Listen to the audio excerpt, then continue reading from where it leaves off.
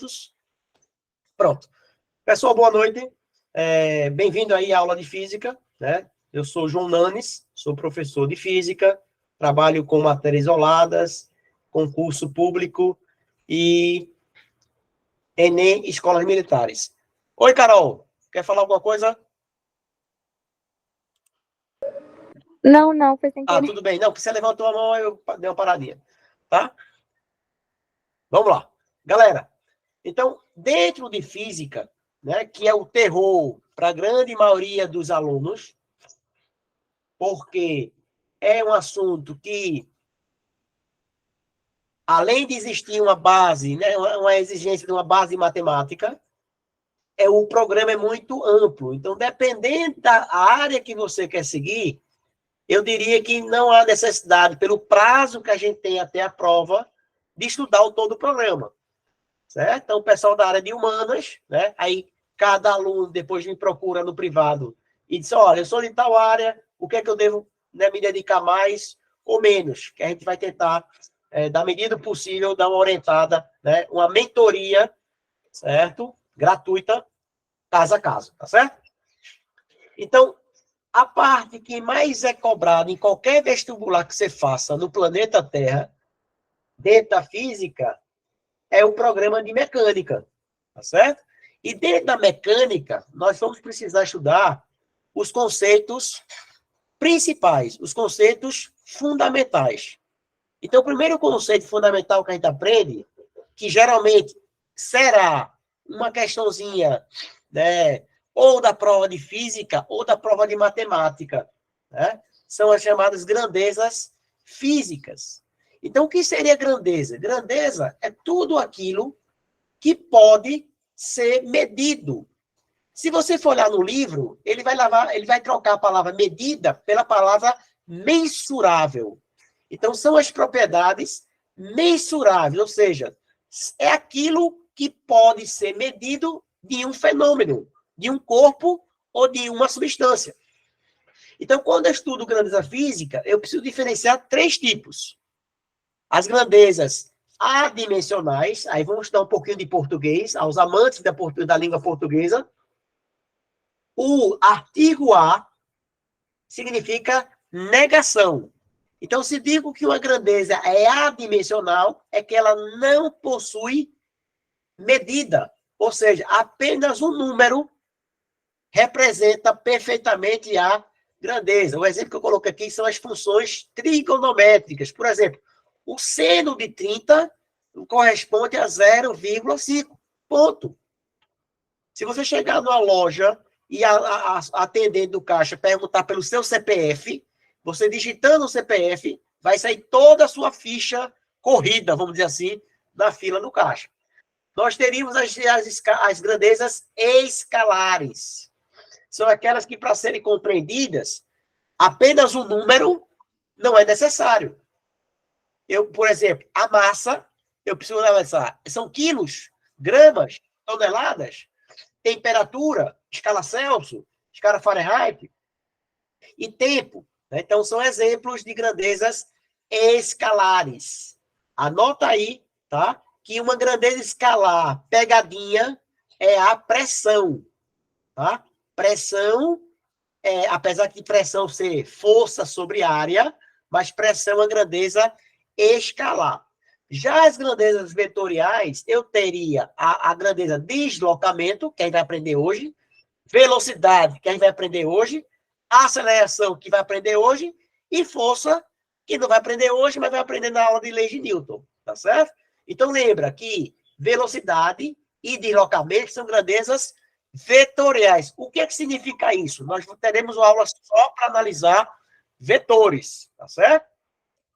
Então, o que é uma grandeza vetorial? Que para aquela grandeza ela ser perfeitamente compreendida, eu preciso ter quais informações?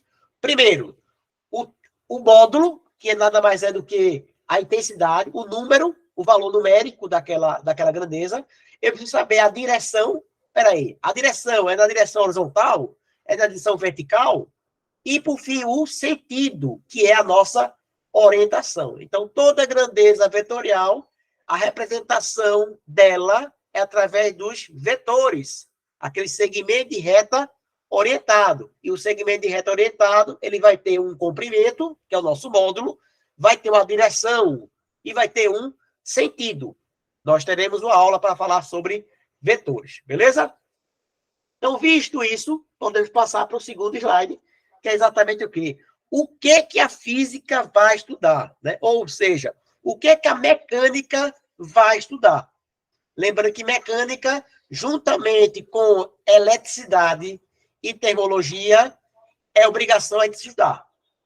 Tá certo? Termologia, porque é a parte mais fácil, que aí não pode errar, né? Mecânica, pela tradição, a mecânica clássica, e a elétrica, aqueles assuntos mais básicos para a gente não fazer feio na prova. Então, a mecânica é a parte da física que vai estudar os movimentos e suas causas. Já antecipando, quando for analisar causa, vai ser a nossa força, que a gente vai analisar nas leis de Newton. Então, por enquanto, eu vou analisar os corpos em movimento, sem se preocupar com as suas causas. Então, se eu não vou me preocupar com a causa agora, isso é responsabilidade da cinemática. E a cinemática, você vai trabalhar com quais tipos de questões? Do movimento retilíneo uniforme, do retilíneo uniforme variado, do lançamento de projéteis, do movimento vertical e do movimento circular. São essas 5 barreiras que a gente vai ter que superar. Na segunda etapa de mecânica, nós vamos analisar os movimentos se preocupando com as causas. E essa causa, eu já estou dando spoiler, que é a ação da força para vencer a inércia do sistema ou a inércia do corpo. Lembrando que a inércia é a tendência que um corpo tem em permanecer no estado que ele estava. Se ele estava parado, ele tende a permanecer parado. Se ele estava em movimento, ele tende a permanecer em movimento por inércia. E o terceiro capítulo, né, a terceira parte da mecânica, que isso aqui é a questão certa na prova, pode anotar aí, é estática. Nós veremos a estática do ponto material e a estática do corpo extenso. Então, isso aqui, basicamente, é uma questão obrigatória. Por quê? Porque se eu vou trabalhar com equilíbrio, o equilíbrio significa que força resultante vai ser igual a 0. Aqui, força resultante vai ser igual a MA, e aí você vai ter exatamente 2 conceitos a serem analisados futuramente. Certo? Hoje nós veremos cinemática. Então, dentro da cinemática, se você olhar a palavra cinemática, ela vem do cinema, que é exatamente a ideia de movimento. Tá? E esse movimento, repetindo para vocês, não levaremos em consideração as causas. Tá certo? Não haverá atrito para a gente atrapalhar a nossa vida por enquanto. Tá bom? Agora, quais são os conceitos? Os conceitos fundamentais eu separei em 7. Tá certo? Se a gente conseguir identificar esses 7 conceitos, eu consigo já responder uma questão da prova. Tá? Ou, pelo menos, uma parte de uma questão, né, do Enem. Então, o primeiro conceito que a gente vai aprender é o conceito sobre referencial. Porque a gente aprende na física que tudo vai depender do referencial que vai ser adotado. Então, referencial é algo que nós escolhemos no sistema para que nós compararmos as características de um corpo em relação a este referencial. Então, se eu chegar para você perguntar, Duda, está aqui na Duda. Duda, você está em repouso ou em movimento? Aí você vai dizer, depende. Depende em relação a quê? Certo? Em relação a quê? Então, o primeiro conceito que a gente aprende é o conceito de trajetória. Então, vê só, acompanha comigo esse clipezinho aí, dessa falta cobrada aí.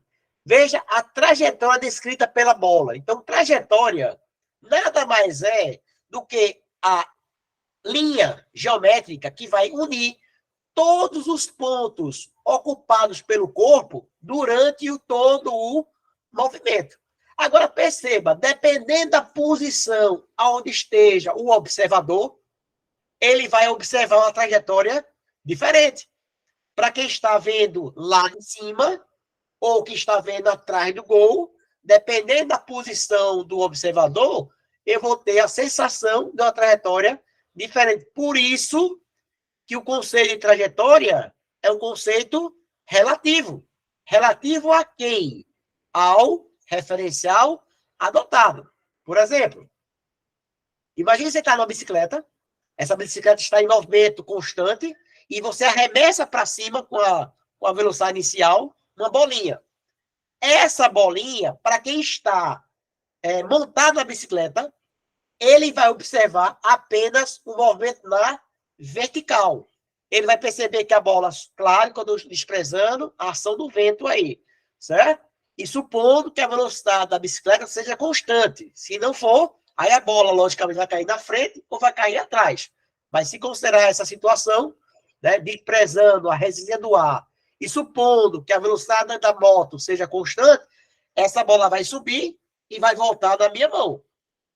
Então, para quem está montado na bicicleta, a trajetória observada é uma linha vertical. A bola sobe e a bola desce. Para quem está observando de fora, que é o nosso caso, olhando aí pelo monitor, eu vou observar os dois movimentos. O devido à ação da bicicleta, que foi para a direita, e o movimento do observador, do objeto, para cima. Então, a junção desses dois movimentos vai resultar essa trajetória parabólica. Então, dependendo de onde esteja o meu referencial, que eu vou trocar pela palavra observador, por enquanto, vou ter uma sensação de trajetória diferente. Por exemplo, para quem está dentro do avião e ele arremessa lá um pacote de mantimentos para um grupo de refugiados que está isolado numa ilha deserta. Então, para quem está dentro do avião e olhar, ele vai perceber que o pacote vai cair em linha reta. Mas para quem está fora, quem está na ilha, vai perceber o arco de parábola, porque ele está fora do avião. Então, se você for estudar a história da Segunda Guerra Mundial, né, aqueles lançamentos dos mísseis, os mísseis não tinham propulsão. Era lançado com a velocidade inicial do foguete, do avião. Então, o que acontecia? Ele tinha que mirar assim, né? Ele tinha que acompanhar que para o piloto, né? O míssil ele caía na vertical, mas devido à ação do avião, ele descrevia esse arco parabólico. Beleza? Vamos lá. Então, o primeiro conceito, referencial e trajetória. Referencial é aquilo que nós escolhemos para adotarmos como padrão, e tudo que for dito em relação às outras coisas vai ser em relação a esse padrão. Trajetória é exatamente a linha que vai unir todos os pontos ocupados pelo corpo durante o movimento, dependendo do referencial adotado. Show de bola. Próximo tópico. Conceito de ponto material e corpo extenso. Então, observa aí, ó. O cara foi estacionado numa garagem, essa pequena Hilux, e ele viu que não dava. Então, ele deu lá um jeitinho dele para arrumar um espaço para caber o corpo. Então, o que seria? Quando as dimensões do objeto em relação ao meu referencial, que no caso seria o quê? A vaga. Ela é desprezível, ela pode ser desprezada, eu considero um ponto material. Agora, quando as dimensões do corpo são relevantes em relação ao referencial, eu chamo de corpo extenso. Isso é importante por quê? Porque eu falei que a terceira parte da mecânica é estática. E a estática eu tenho a estática do ponto material e tenho a estática do corpo extenso. Então, você já aprende hoje o que é um ponto material e o que é um corpo extenso. Tem a ver com o quê? As dimensões do corpo em relação ao meu referencial. Próximo conceito. Conceito de posição e deslocamento. Então, imagine que você tem aqui. Imagine que você tem aqui Alguém pediu para entrar, eu não sei se eu nem consegui liberar. Acho que eu terminei fechando a porta na cara dela. Me perdoe. Né? Vamos lá, então o que acontece?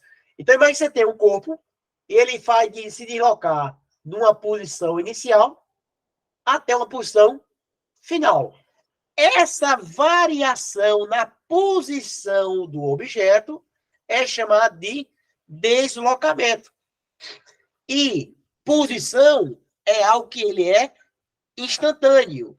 Em certo instante, eu ocupei a posição tal. Em tal instante, eu ocupei a posição Y. O meu deslocamento é exatamente a diferença entre os dois pontos. Aí você já decora aí, ó. Quando ΔS for positivo, significa que o deslocamento é para a direita. Ou seja, o corpo está andando para a direita. Eu digo que o movimento ele é progressivo. Progressivo. Isso aí chama de classificação do movimento. Agora, quando ΔS for negativo, quer dizer que ele se desloca para a esquerda. Esquerda. Significa que o movimento ele é retrógrado. Certo? Então, movimento progressivo, deslocamento para a direita. Movimento retrógrado, deslocamento para a esquerda. Posição que é a localização do objeto num certo instante em relação ao meu referencial, que no nosso caso foi a nossa origem, que é a nossa árvore aqui. E o que é deslocamento? É a diferença entre as posições ocupadas durante o movimento.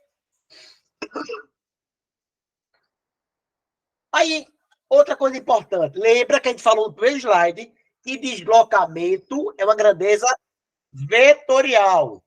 É uma grandeza vetorial. Se é uma grandeza vetorial, grava isso. Grandeza vetorial independe da trajetória. Depende de quem? Do ponto de partida e o ponto de chegada. Se você ligar o ponto de partida ao ponto de chegada, isso é um deslocamento vetorial. Agora, existe também o deslocamento escalar.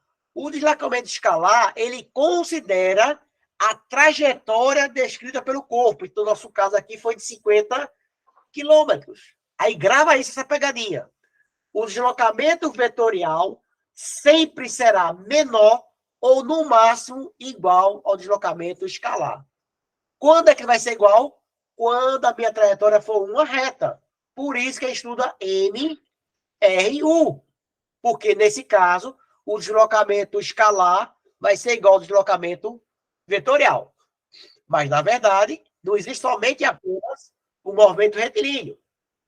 Existe um movimento em uma trajetória qualquer. Mas, para o movimento retilíneo, o deslocamento escalar ele vai se confundir com o deslocamento vetorial. Tá certo? Mas lembrando, que deslocamento é a grandeza vetorial. Toda grandeza vetorial, para quem chegou agora, ela precisa de um módulo, precisa de uma direção e precisa de um sentido. Tá? Quem nunca estudou vetores, recomendo dar uma olhadinha, porque é base fundamental para a lei de Newton e estática. Lembrando que o capítulo de mecânica, vocês vão encontrar entre 3 a 4 questões da prova. Tá certo? Uma questão de energia, que aí não tem problema de vetor, mas qualquer outra questão vai ter necessidade de decomposição de vetores, tá certo? Então, o vetor é um assunto primordial. Vamos lá. Próximo conceito para poder fazer exercício. Conceito de repouso e movimento. Eu falei que são 7, né? Só faltam mais 3 para poder cair nas questões do Enem.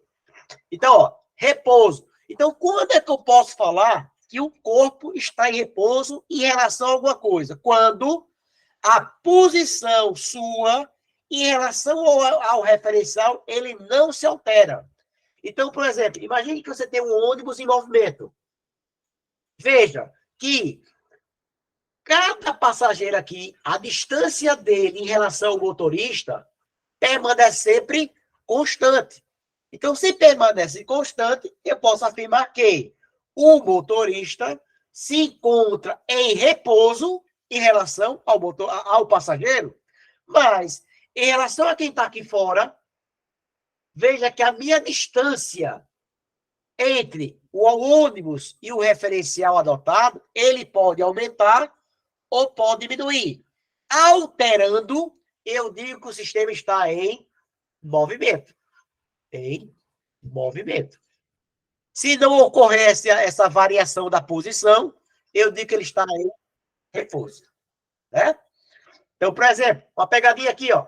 Imagine que o ônibus esteja andando a 60 e o táxi também esteja andando a 60. Aí, ó, se a velocidade é a mesma, o ônibus nem se aproxima e nem se afasta. Ou seja, o ônibus está em repouso em relação ao táxi. Veja que o conceito de repouso e movimento são conceitos relativos. Por que relativo? Ele depende em relação a que você está comparando. O que é que você compara? A posição, que a gente aprendeu no slide anterior. Se a minha posição altera, eu estou em movimento. Se a minha posição permanece a mesma, eu estou em repouso. Tem uma tirinha muito boa da Turma da Mônica que... Professor, isso seria tipo nosso como está sentado em repouso agora. Exatamente. Então, você sentadinho onde está, em relação à tela do computador, está parado. Está em repouso. Agora, se tiver alguém da sua casa se deslocando, foi da cozinha, foi da sala, se acontecer a alteração da posição, o que é a posição? É a distância entre você e o corpo. Se essa distância aumentar ou diminuir, você está em movimento em relação a esta coisa. Tá certo? Aí que ele diz ali, ó. A conversa lá de Cascão, de lá. Lá vai o ar do skate. Aí Cebolinha reclama. Cascão, você não sabe que é proibido andar de skate aqui no parque? Aí veja a resposta de Cascão. Mas eu estou parado. Quem está andando é o skate. Veja, a posição de Cascão em relação ao skate altera? Não. Então, Cascão está em repouso em relação ao skate. Mas, em relação à Cebolinha, como a distância entre eles altera, não está alterando aí porque é uma fotografia, mas se ele está em movimento, certo? Essa distância ela pode aumentar ou pode diminuir. Então, se essa distância sofre uma alteração, eu digo que o Cascão está em movimento em relação à Cebolinha e em repouso em relação ao skate. Certo? Então, acho que responde aquela dúvida de Érica, que ela perguntou aqui no chat. Uma pessoa pode estar em repouso ou em movimento ao mesmo tempo? Pode. Depende de quem? Do referencial adotado. Beleza? Vamos lá, vamos seguir. Boa pergunta. Aí vamos agora para a parte final, né? Para a gente poder fazer exercício. O conceito de velocidade relativa. Velocidade não é uma fórmula, certo? Não tem uma definição. Velocidade é uma taxa. O que é taxa? É tudo aquilo que divide pelo tempo. Vem da matemática. Taxa é aquilo que se divide pelo tempo. Ou seja, dividir pelo tempo é saber qual é a rapidez que algo acontece. Então, o que é que eu estou calculando? Eu quero saber com que rapidez a posição do corpo ele altera. Então, se a minha posição altera, eu calculo o meu ΔS. Então, ΔS sobre ΔT nada mais é do que a minha velocidade média. Nesse caso, o cara saiu da posição 0 e foi até a posição 8. O meu deslocamento foi a posição final, menos a posição inicial, 8, dividido pela variação do tempo. 4 menos 0, 4. Se você dividir 8 por 4, você vai encontrar 2 metros por segundo. Cuidado com a pegadinha.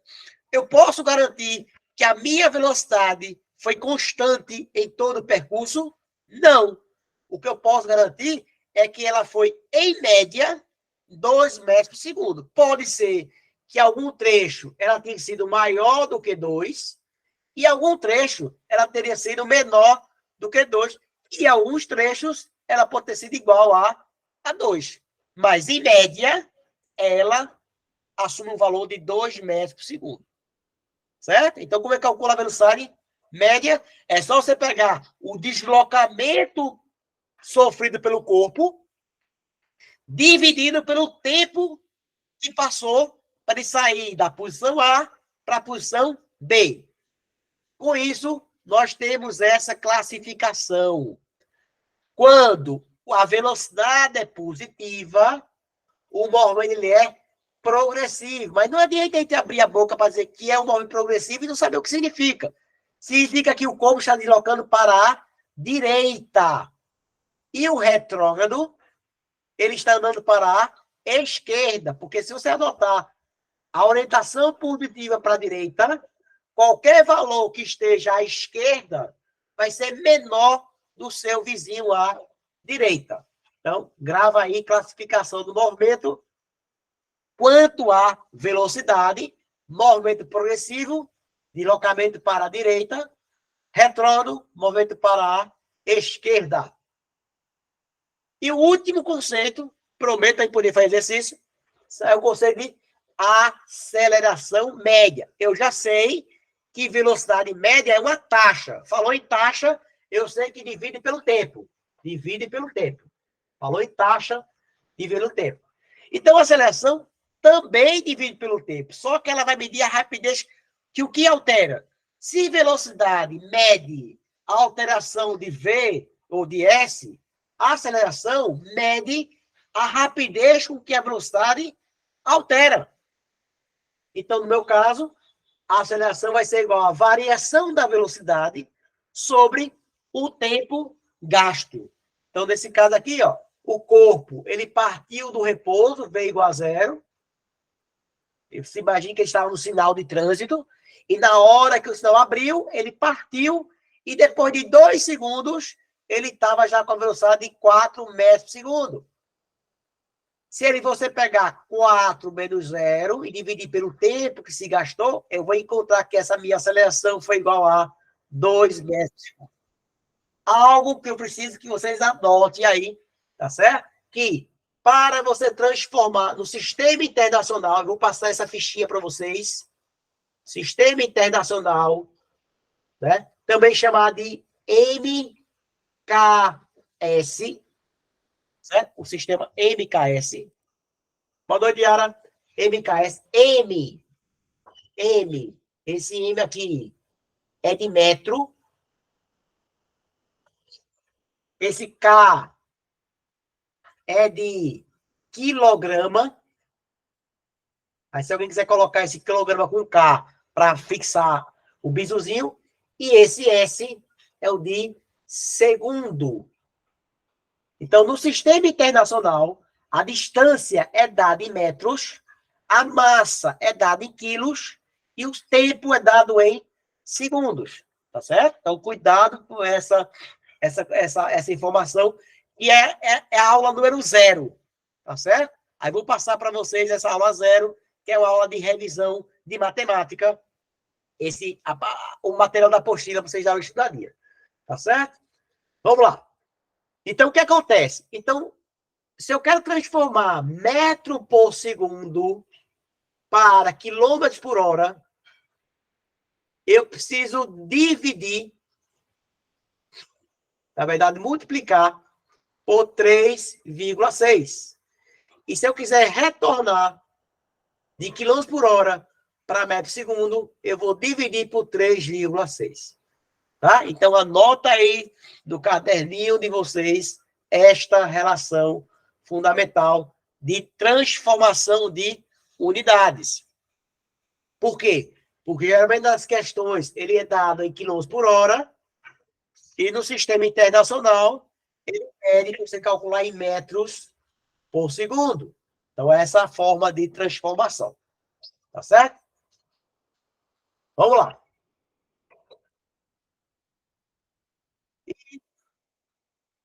Sim, veja só.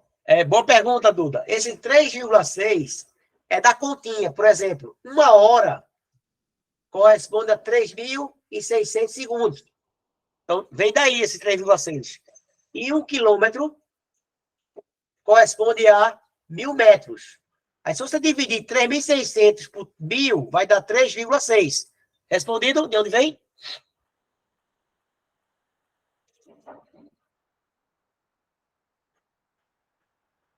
Beleza? Então, esse 3,6 vem da transformação.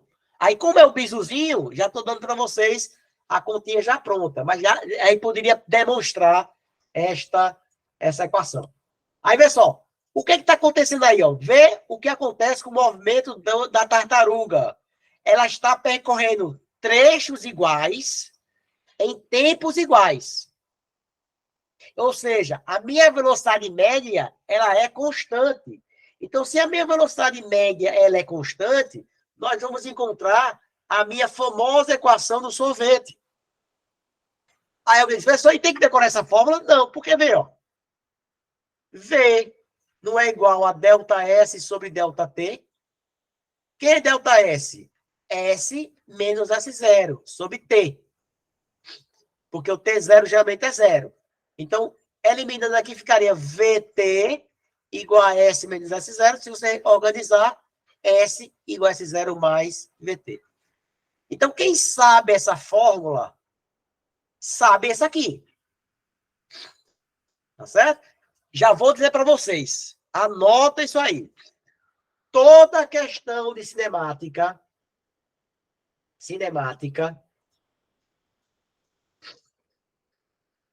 você faz ela em 2 etapas. Na primeira etapa, você determina a aceleração do corpo. E a segunda etapa determina o que se pede. Ok? Não, Érica, não. A gente estuda assim porque é mais fácil, tá certo? Mas ele pode ser variável, que é a nossa segunda aula, a gente vai trabalhar com movimento retilíneo uniforme, variado, tá certo? Mas ele varia de uma forma uniforme.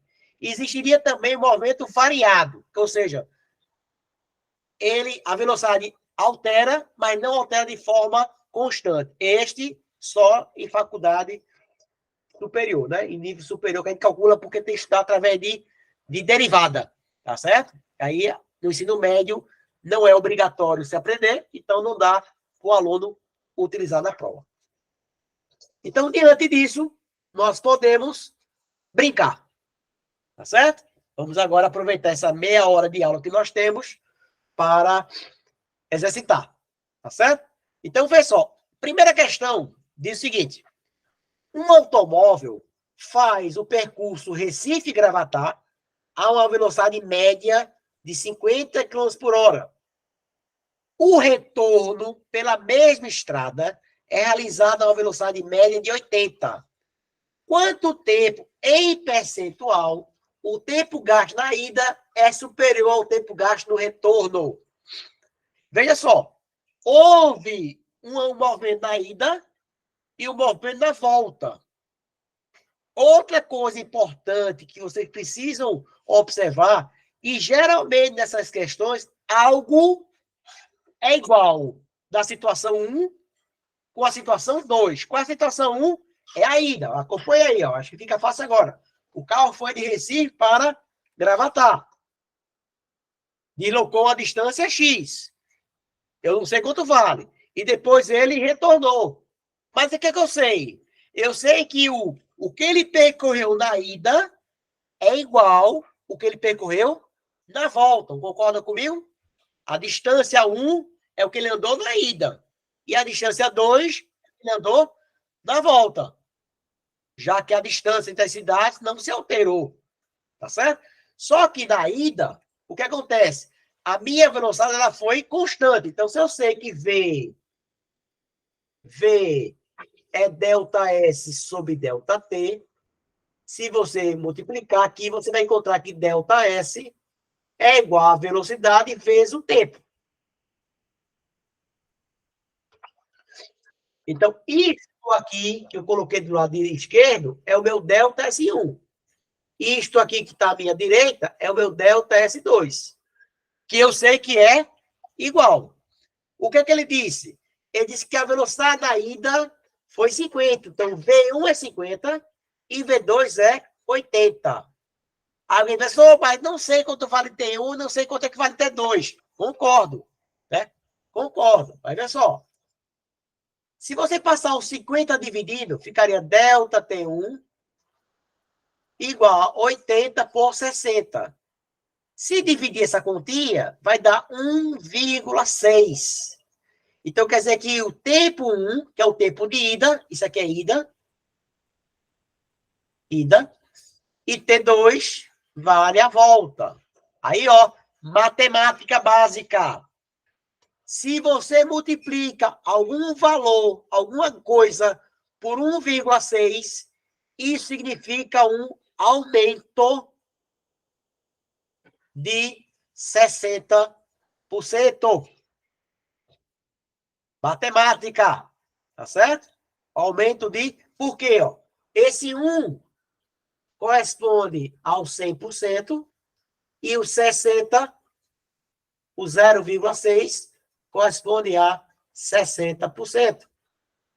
Então, somando esses dois, vai me dar 1,6, que é um aumento de 60%. Tá certo? Essa questão, ela tem chance de cair da prova de matemática por conta da percentagem. Tá bom? Porque este valor aqui você faz por regra de 3. Não precisaria da fórmula. Né? Se em uma hora ele anda X, para andar tantos quilômetros, ele anda tanto. Pronto, ele anda o que está se pedindo. Tá certo? Então, cuidado com essa questãozinha quanto a essa informação, porque é muito cobrada na prova do Enem, esta informação aqui. Multiplicar por 1,6 significa dar um aumento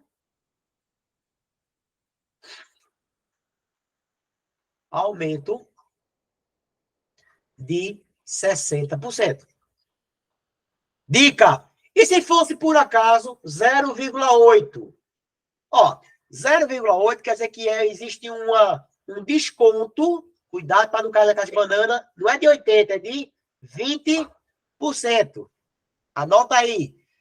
Aumento é aquilo que passa de 1. Por isso que fala 1 mais ou menos 0,6. Ou seja, se for 1 mais 0,6 ou 1 menos 0,6, vai dar 0,1,04. Tá certo? Então, um aumento é aquilo que ultrapassa uma unidade e o desconto é aquilo que falta para 1, que no nosso caso vale 80% mais 20, vai dar os 100% que você precisa. Tá certo? Mas isso é matemática básica. Estudem. Regra de 3, grandezas proporcionais, função de meio grau, MDC, MMC, tá certo? Quem tiver dificuldade em matemática, depois passa um zap aí para a gente ver o que faz para ajudar. Beleza? Então, questão 1, ó. Passada limpa. Enem 2020. Certo? Diz lá o seguinte. Nas estradas brasileiras, existem vários aparelhos com a finalidade de medir a velocidade dos veículos. Aquele radar de velocidade. Tem o radar fixo, né, que a gente chama de pardal, e o radar móvel, que é aquela pistola que fica na mão do guarda. Em uma rodovia cuja velocidade máxima permitida é de 80 km, um carro percorre a distância de 50 centímetros entre dois sensores no tempo de 20 milissegundos. De acordo com a resolução número 396 do Conselho Nacional de Trânsito, para as vias com velocidade até 100 km, a velocidade medida pelo aparelho tem tolerância de 7 km por hora, além da velocidade máxima permitida da via. Considere que a velocidade final registrada do carro é o valor medido descontado o valor da tolerância do aparelho. Nesse caso, qual foi a velocidade final registrada pelo aparelho? Então, vamos entender o que está acontecendo. Você tem um guarda, tá certo? Que, na verdade, não é nem um guarda. Numa situação seria uma lombada eletrônica. E dessa lombada, ele tem dois sensores. Um sensor ele ficaria situado aqui, ó. E o outro sensor ficaria situado aqui. Só desligar aqui que o celular tocou. Vamos lá.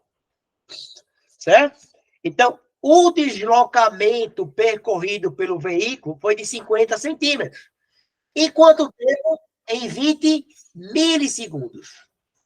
Então, o que é que ele quer que você calcule?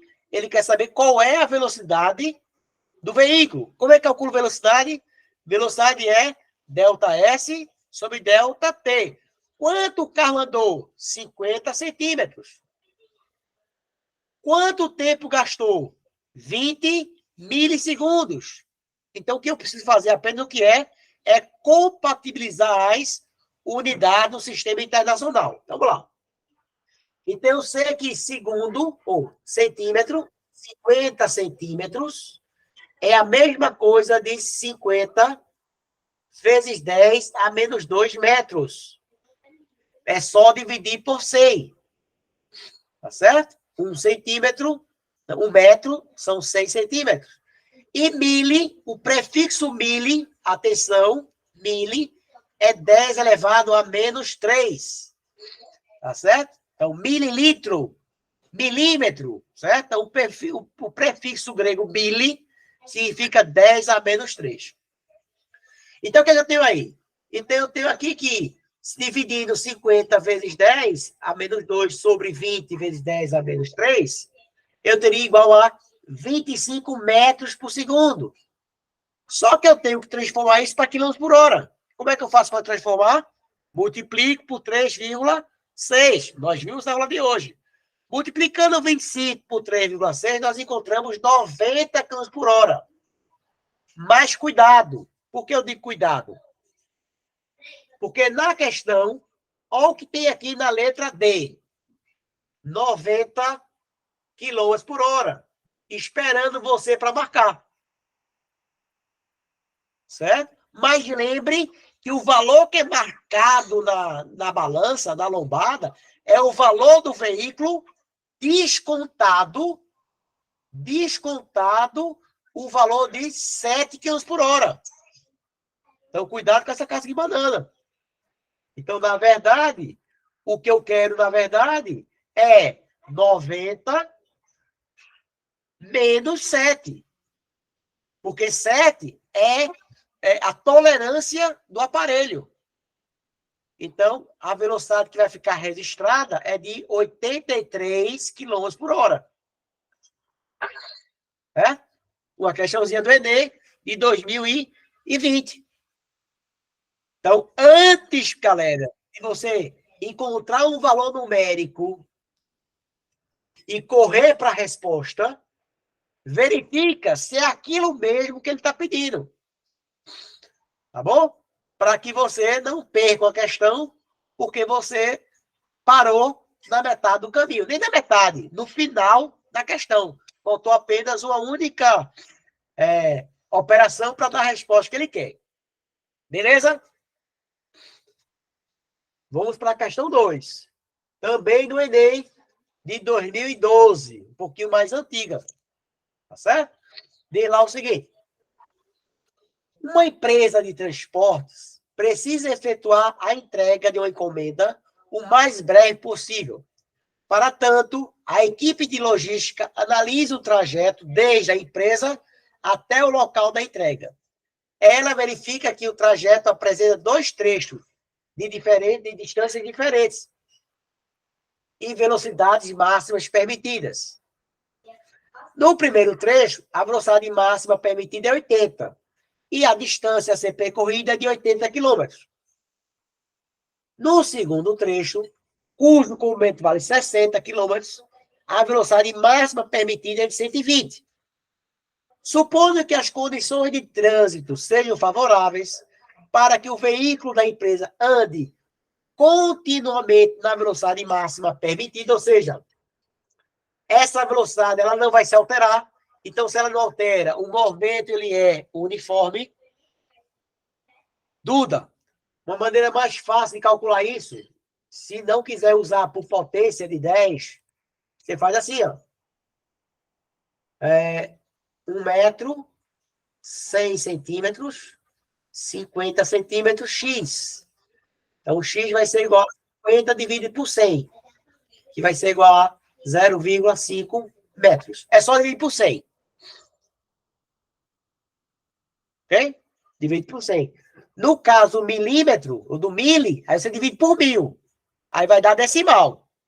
Aí vai depender do que você prefere trabalhar. Ou com potência de 10, notação científica, ou com valores decimais.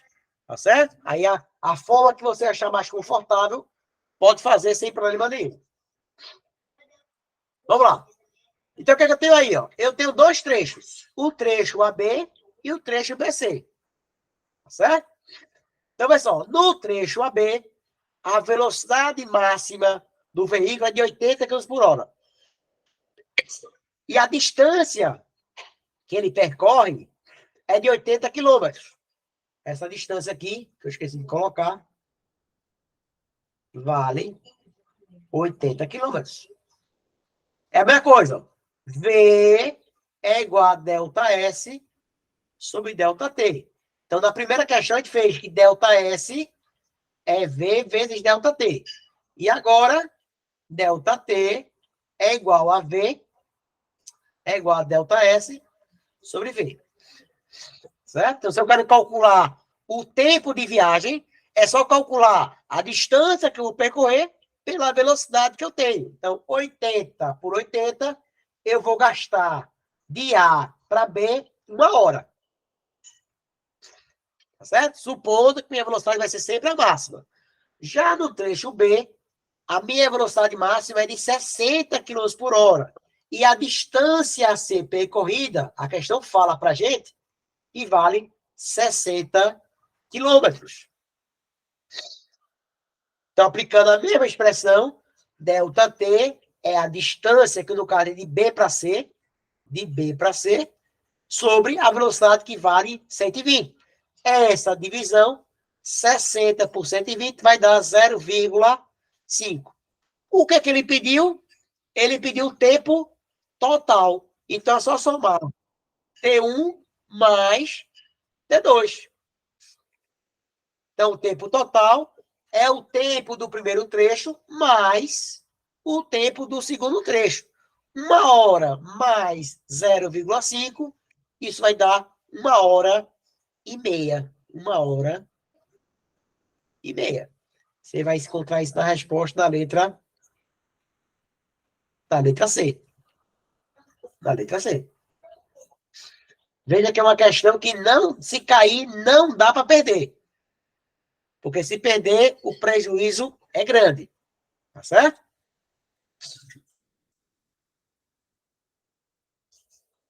Vamos lá. Pronto, ó, uma questãozinha para ajudar a Duda na questão de ordem de grandeza, de notação científica. Tá certo? E lá. Uma questão dessa pode cair na prova de matemática. Tá certo? Essa questão de onde envolva ordem de grandeza e notação científica, que é o primeiro tópico da física, hoje em dia cai mais na prova de matemática do que na prova de física. Por quê?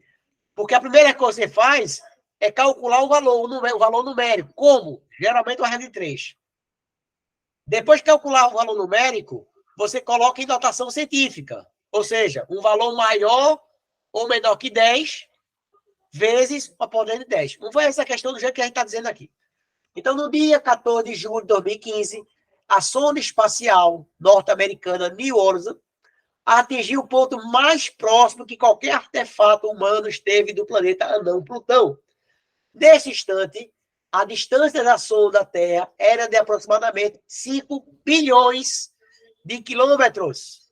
Nesse instante, as primeiras imagens de Plutão não chegaram à Terra instantaneamente, quando enviadas através do sinal de rádio pois a velocidade da luz é de 3 vezes 10 a oitava metro segundo. Isso, é isso, Érica. Notação científica, certo? Eu estou falando, quando eu falo notação científica, isoladamente, certo? Aí, no caso de hidrostática, aí vem para a física mesmo, tá certo? Porque provavelmente você vai ter que usar alguma fórmula de Arquimedes, de empuxo, de pressão, para chegar no conceito de pressão. Ou até pressão força sobre área, né? Aí, se for força sobre área, ainda dá para ser matemática. Então, no momento da máxima aproximação de Plutão, o valor mais próximo do tempo decorrido entre o envio de uma mensagem e a recepção da Terra é. Então, pessoal, vamos entender aqui. Ó. Eu tenho aqui uma sonda, na verdade, é um radar, mas foi a foto que eu achei mais próxima de uma sonda. Ela está a uma distância de 5 bilhões. Aí, ó, queria que vocês anotassem isso aí, ó. Isso aqui, ó. O prefixo quilo é 10 elevado à terceira. E, Quer dizer, professor, essa unidade seria também a unidade do SI, no caso, que é tera, também tem, acho que me esqueci agora, mas tem uma letra, por causa de letra grega, o professor também passou a tabelinha. isso você vai ver muito Tera, quem giga, mega, quilo, deca, né? Estou Ele falando pegou tudo, eu fiquei assim, meu Deus do céu. isso, né? Não dá para decorar tudo, tá? Mas micro, nano, né? E de eletrostática, quando fala em carga elétrica, né? A carga elétrica é tanto microcoulomb. Então, micro é 10 elevado a menos 6. Nano, 10 elevado a menos 9. Porque aí, ó, eu estou dando para a direita. O que você está falando está dando para a esquerda o zero. São valores negativos. Mili é 10 a menos 3. Tá? E a gente vai. Mas não vamos encher agora de tanta fórmula, a gente vai. Alguém vai ter gente que não vai dormir de noite, sonhando com zero. Né? Em vez de contar cordeirinho, vai contar zero. Olha lá. Mega é o nosso milhão. Giga é o nosso bilhão, tá vendo? O bilhão são 9 zeros. Então, a distância entre a Terra e a sonda, ele falou que eram 5 bilhões. 5 bilhões é o quê? 5 vezes 10 elevado a nona. E a velocidade da luz é de 3 vezes 10 elevado a nona. Olha o detalhe. Aqui está em metro por segundo. E aqui está em quilômetro. Vai dar bronca. Então, tem que compatibilizar as unidades. Então, o que é que eu sei? Eu sei que velocidade é ΔS sobre ΔT. Que é ΔT, que é a pergunta que ele quer. Quanto tempo o som que é enviado da sonda demora para chegar na Terra? Então, é só pegar a distância, que seria igual a quanto? Seria igual a 5 vezes 10 a nona vezes 1000, porque aqui é para passar para metro, sobre 3 elevado a 18ª. Aí dá para cortar aqui, ó. Né? Dá para cortar 10 a nona. Ó, 10 a nona com 10 a terceira vai ser 10 a 12ª. Isso aqui vai dar 3 dividido por 5 dividido por 3 dá aproximadamente 1,7. Que é, ó, 5 dividido por 3, 1, 3, sobram 2, desce um 0, vírgula. 6, 18 menos 2, então seria 1,66666, que é aproximadamente 1,7. Aqui, ó, 10 a nona vezes 10 a terceira, ó, produto de potência, repete a base e soma os expoentes. Seria 10 elevado a 12 sobre 10 elevado a oitava. Quociente é a diferença. Então, 10 elevado a 12 dividido por 10 elevado a oitava é 10 a 12 menos 8, que é 10 elevado a quarta. Está aqui a resposta. Tá?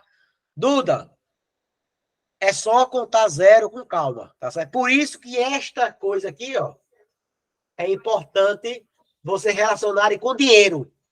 Tá certo? R$1.000 são 3 zeros. 1 milhão. 1, 2, 3, 4, 5, 6. 1 milhão. 1 bilhão. 1, 2, 3. 1, 2, 3, 1, 2, 3. 1 trilhão. 1, 2, 3, 1, 2, 3, 1, 2, 3, 1, 2, 3. Não é dança de salão para estar contando 1, 2, 3, 1, 2, 3, mas é de 1.000 em 1.000 quem chega até os valores. Tá certo? Ó. 1 bilhão, 1, 2, 3, 4, 5, 6, 7, 8, 9. 10 elevado a nona. Por que eu multipliquei por 1.000? Porque, ó, quilo, ó o quilo. Quilo é 10 elevado a terceira. Quilômetro multiplica por mais 3 zeros. E a gente chega lá no valor. Beleza? Posso seguir? Então, minha resposta seria questão de 2021, tá? Recente. É a penúltima prova do Enem. Muita gente que fez prova ano passado, estou por essa.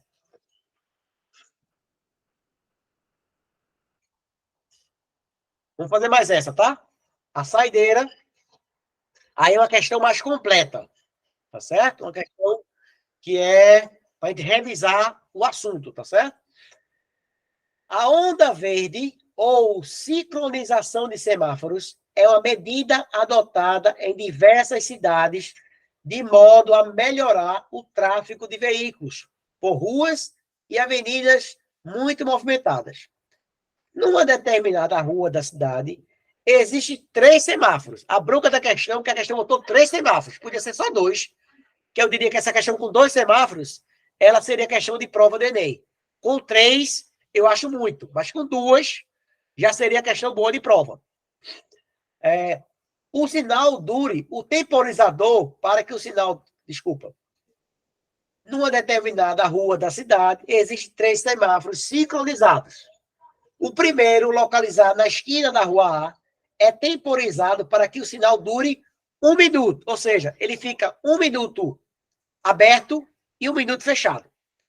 O segundo, localizado 200 metros adiante, tem a mesma temporização, ou seja, ele fica 1 hora aberto, 1 hora não, 1 minuto aberto e 1 minuto fechado. Mas existe um atraso de 8 segundos. O que é que significa isso? Quando o primeiro sinal abrir, o segundo sinal só vai abrir daqui a 8 segundos. Tá? Essa é exatamente o atraso. O terceiro, localizado a 400 metros além do segundo, tem uma temporização de 42 segundos e um atraso de 48 segundos em relação ao primeiro. Considerando velocidade mínima em km por hora, considerando que o carro passa pelo primeiro sinal quando ele estava verde, a velocidade mínima que se pode desenvolver para aproveitar uma onda verde, ou seja, quando você fala que os sinais estão sincronizados numa via, é que se você mantiver uma velocidade constante prevista em projeto, você não vai ter que parar em nenhum sinal. Tá certo? Vamos lá. Aí eu fiz essa simulação para ficar fácil de entender. Tá certo? Então, veja que aqui você tem o primeiro semáforo, aqui tem o segundo semáforo e aqui tem o terceiro semáforo. Tá certo? O que é que ele diz? Na hora que ele passa pelo primeiro, tá certo? Ele vai passar pelo segundo e vai passar pelo terceiro. Ok? Aí a primeira pergunta é, tá certo? A distância que ele anda de A, eu vou chamar de A, B e C. Tá certo? Então, pessoal, a distância que ele anda de A para B é 200 metros. Aí eu pergunto, ele não quer que você calcule a velocidade mínima, ou a velocidade mínima que você tem que ter? Se você quer calcular a velocidade mínima, é porque você vai ter que calcular inicialmente qual é o tempo máximo que ele vai precisar gastar para chegar em B, para que ele esteja sinal aberto. Por exemplo, o sinal 1, ele fica aberto 60 segundos. O sinal B, ele demora 8 segundos para abrir. Então, na verdade, se eu quero calcular o meu tempo máximo que eu tenho que chegar aqui, certo? Sem precisar parar, é exatamente 60 mais 8. Que é 60. O tempo que A fica aberto, mais 8, que é o tempo que esse aqui vai ficar parado. Então, lá. Então, vamos por partes, né? Aí, cheguei aqui, né? Aí, depois, para chegar no próximo, o próximo, ele vai ter o quanto? Ele vai ter 42 segundos. Então, para sair de A até C, eu posso gastar, no máximo, 90 segundos. Por quê? Porque o C, ele vai... Quando eu sair aqui, ó, quando eu sair do ponto A, deixa eu voltar aqui, ó. Quando eu sair do ponto A, eu quero chegar no ponto C. Para o ponto C abrir, ele vai ter o quê? Ele vai demorar 42 segundos de diferença, mais o tempo que ele fica aberto. Então, eu tenho, no máximo, 90 segundos para chegar no terceiro. Se a minha distância total vai ser 200 mais 400, se você dividir 600 por 90, vai dar 6,67. Se você multiplicar isso por 3,6, tá certo? Você vai encontrar 24 quilômetros. Seria a minha velocidade mínima necessária para eu alcançar o terceiro sinal aberto. Só que eu preciso fazer uma comparação seguinte. Mas para chegar no terceiro,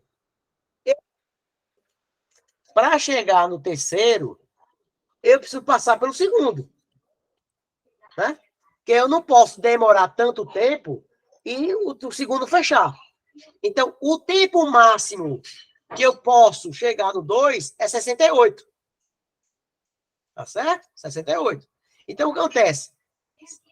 Se eu calcular aqui quanto tempo eu levo para andar 200 metros, 200 dividido por 6,67 vai dar 30 segundos.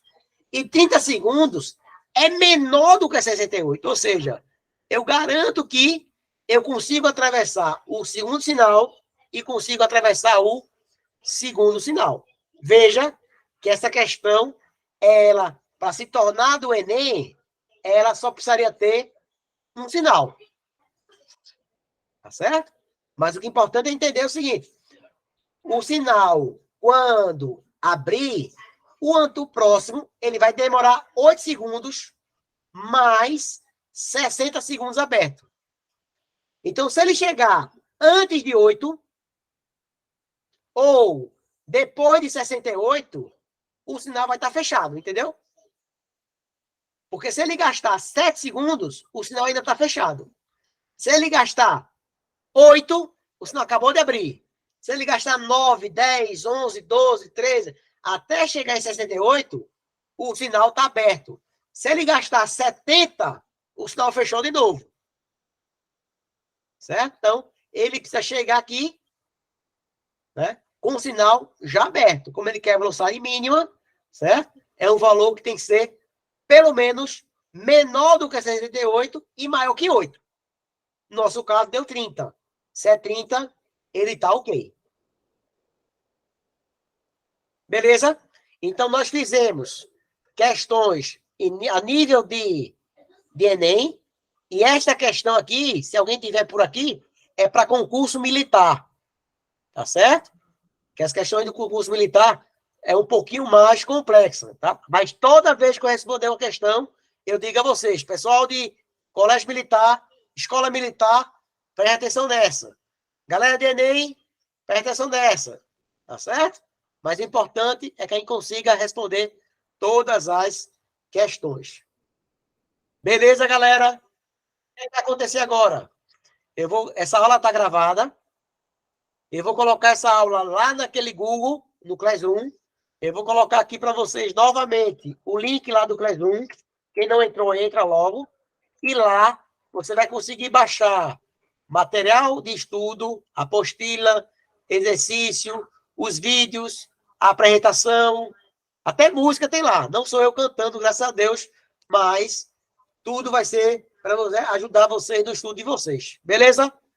Convide os amigos. Próxima terça-feira. Não, amanhã eu não consigo, porque amanhã eu vou viajar, tá certo? Mas no meu canal do YouTube tem um bocado de questão resolvida, tá certo? Eu vou mandar para vocês um material que vocês conseguem acompanhar lá. É Prof.